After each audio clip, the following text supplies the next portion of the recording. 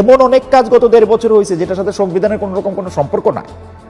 BNP তো ওই কাজগুলি খুব আগ্রহ করে, খুব মনোযোগ দিয়ে এবং খুব কি বলে আন্তরিকতা দিয়ে মেনে নিছে, তাই না? সুতরাং এইটা আসলে সংবিধান না, এইটা হইলো আমার যখন যেটুক যা কিছু মানতে সুবিধা। সেই জন্য আপনারা চাইছেন যে রাষ্ট্রপতির পদটায় রাষ্ট্রপতি থাকুক, তাকে রাষ্ট্রপতি পদ থেকে পদত্যাগ না করা হোক, তাকে আপনারা সকল ধরনের সহযোগিতা সমর্থন এগুলি দেওয়া যাবেন।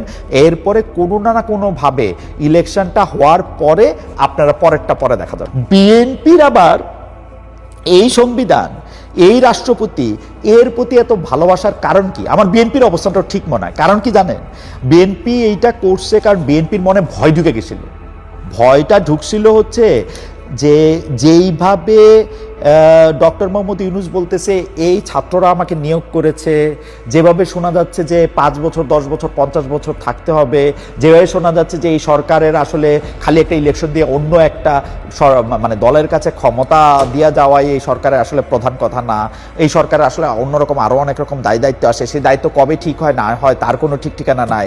সেই জন্য আপনারা চাইছেন যে রাষ্ট্রপতির পদটায় রাষ্ট্রপতি থাকুক, তাকে রাষ্ট্রপতি পদ থেকে পদত্যাগ না করা হোক, তাকে আপনারা সকল ধরনের সহযোগিতা সমর্থন এগুলি দেওয়া যাবেন।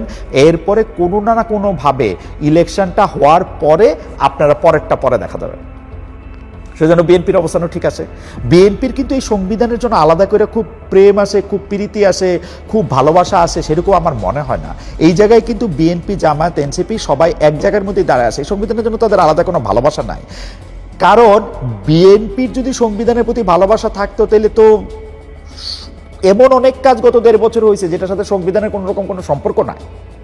বিএনপি তো ওই কাজগুলি খুব আগ্রহ করে, খুব মনোযোগ দিয়ে এবং খুব আন্তরিকতা দিয়ে মেনে নিছে, তাই না?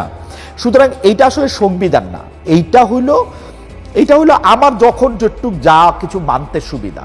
আমি এটুক মানবো, ওটুক মানবো না, এটুক আমি করবো, ওটুক আমি করবো না।